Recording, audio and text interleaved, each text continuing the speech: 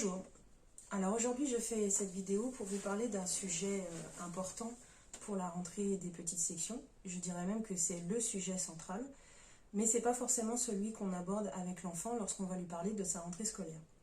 Je veux parler de la séparation. Lorsque vous parlez de la rentrée scolaire à votre enfant, vous lui parlez souvent des activités qu'il va faire, des copains qu'il va rencontrer, de la maîtresse.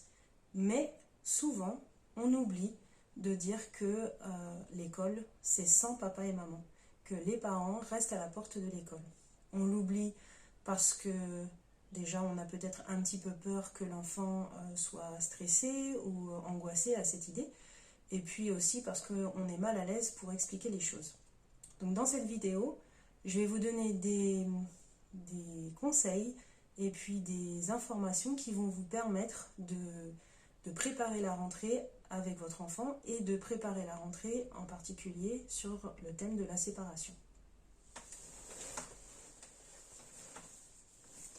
Alors la première chose qui va vous aider, c'est de prendre conscience des appréhensions que vous avez face à la rentrée et pourquoi vous avez ces appréhensions. La plupart du temps, vous avez choisi toutes les personnes qui s'occupaient de votre enfant depuis qu'il est tout petit.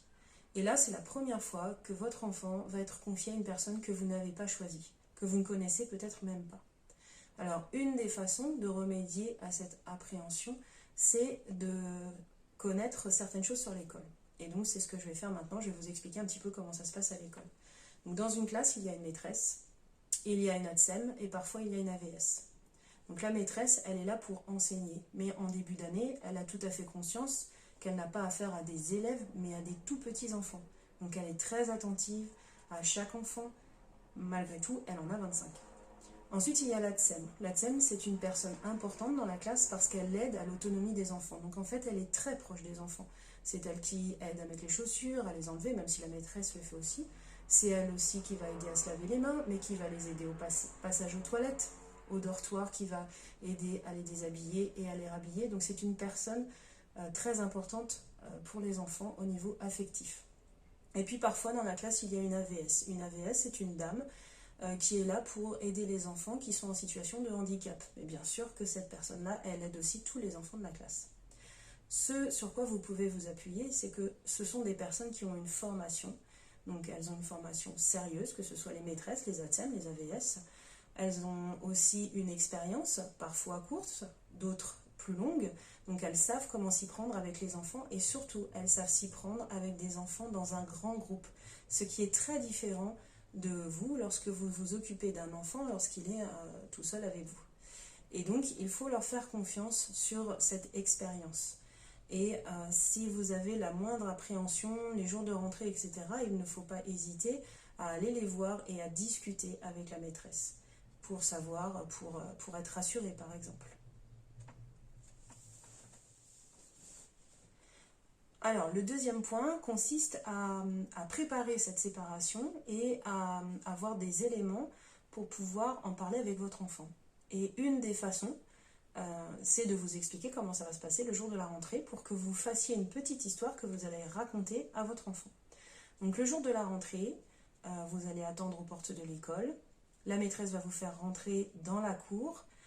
Elle fera l'appel des différents enfants qui seront dans la classe. Et ensuite, vous pourrez aller avec votre enfant jusque dans la classe. Bien sûr, vous n'allez pas y rester très longtemps, mais il faut laisser le temps à votre enfant de découvrir un petit peu le lieu, de découvrir la maîtresse, voilà. Ensuite, il va falloir lui dire au revoir, et c'est très important que vous lui disiez au revoir. Pourquoi? Parce que si vous disparaissez, en fait, la maîtresse, pour l'enfant, la maîtresse, c'est celle qui aura fait disparaître son parent. Donc comment voulez-vous faire confiance à un adulte qui a fait disparaître ses parents? C'est pas possible. Et puis, on a beaucoup plus de facilité à consoler un enfant qui aura été séparé et qui aura vu ses parents partir, plutôt qu'un enfant qui était en train de jouer calmement et puis tout d'un coup qui lève la tête et qui voit qu'il n'y a plus ses parents. C'est la panique et c'est très difficile pour nous, après, en tant qu'enseignant, de calmer cet enfant, de le réconforter. Donc, dans les conseils que je vous donnerai tout à l'heure, il est très important que vous puissiez dire à votre enfant au revoir, même si cela déclenche des pleurs. On a l'habitude, on sait, c'est comme ça, c'est la rentrée. Donc une fois que vous aurez dit au revoir à votre enfant, il faudra lui dire aussi à quel moment vous allez revenir le chercher. C'est important pour l'enfant de savoir que les parents reviennent, parce qu'ils n'en sont jamais tout à fait sûrs, même si ils ont l'habitude. C'est un nouveau lieu, et donc leur donner cette information-là, c'est les rassurer. Donc vous allez lui dire par exemple, ah ben, tu sais, je reviendrai tout à l'heure et on va manger ensemble. Ou après la petite sieste, tu vas prendre le goûter et ensuite je viendrai te chercher. Ou je viendrai te chercher pour le goûter. Voilà. Donc vous allez créer en fait comme ça une petite histoire que vous allez pouvoir raconter régulièrement à l'enfant en lui disant, tu te rappelles le jour de l'école, je t'accompagnerai, je te ferai un gros bisou, je viendrai te chercher au moment du repas du midi, voilà. Alors il y a des enfants qui auront besoin de l'entendre une fois, et il y a des enfants qui auront besoin de l'entendre plusieurs fois. Euh, voilà, c'est très important que ce petit déroulé soit dans la tête de votre enfant pour qu'il puisse appréhender la situation.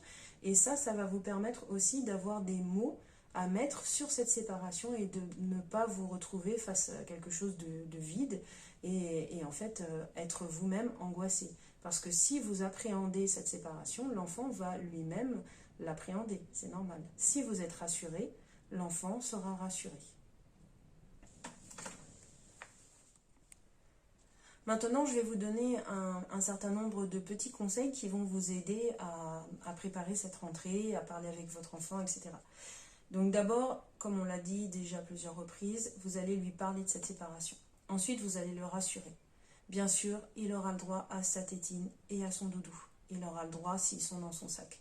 Alors, petit aparté, je vous demanderai de ne pas séparer votre enfant de sa tétine et de son doudou le jour de la rentrée. Soit vous le faites longtemps avant, c'est-à-dire au mois de juillet, soit vous attendez que la rentrée se passe et ensuite progressivement vous le séparez de son doudou et de sa tétine.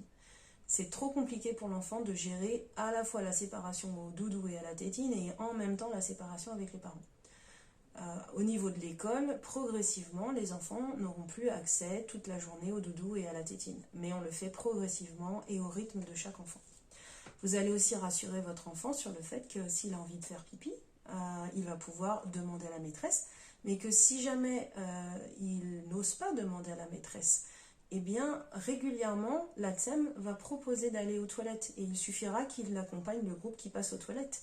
Voilà, ça n'est pas plus compliqué que ça. Donc rassurez-le parce que ça peut être quelque chose qu'il appréhende aussi.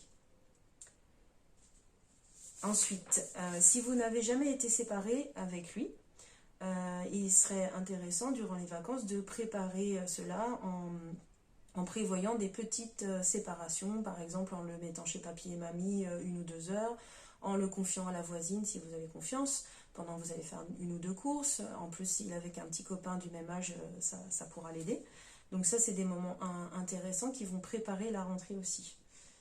Le jour de la rentrée, surtout, vous prenez votre temps. Même si vous avez le travail après, prenez votre temps. Prenez le temps de dire au revoir, d'expliquer les choses. Par contre, si la maîtresse vous dit là, il faut partir, faites-lui confiance. Parce qu'un enfant qui pleure, ça ne sert à rien de rester pendant 10 minutes. Il vaut mieux s'en aller. Ça y est, il a compris, vous allez partir, et bien vous partez. Et ensuite, le soir, vous allez pouvoir reparler avec lui en lui disant, tu te rappelles, tu as beaucoup pleuré, mais maman elle est revenue, papa est revenu. Voilà, comme ça va l'aider à mieux appréhender la prochaine séparation. Alors, le jour de la rentrée aussi, vous allez peut-être avoir envie de parler avec la maîtresse à la sortie. Donc il faut savoir que la maîtresse est en responsabilité de 25 enfants à peu près, peut-être un peu plus, peut-être un peu moins. Le jour de la sortie, enfin le moment de la sortie, c'est un moment très tendu parce que ces enfants, on ne les connaît pas encore très bien. On n'a pas encore forcément identifié quel parent va avec quel enfant, donc on ne veut pas se tromper, tout le monde a envie de se retrouver.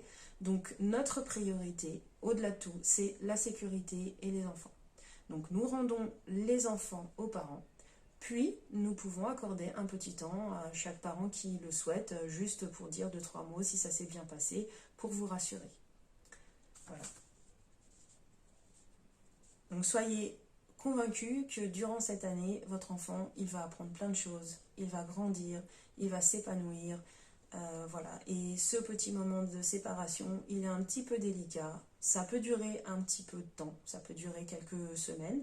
mais il ne faut pas hésiter à en parler avec la maîtresse, à dialoguer et à développer la confiance aussi dans la maîtresse, qui va aider à l'enfant à, comment dire, s'épanouir dans la classe.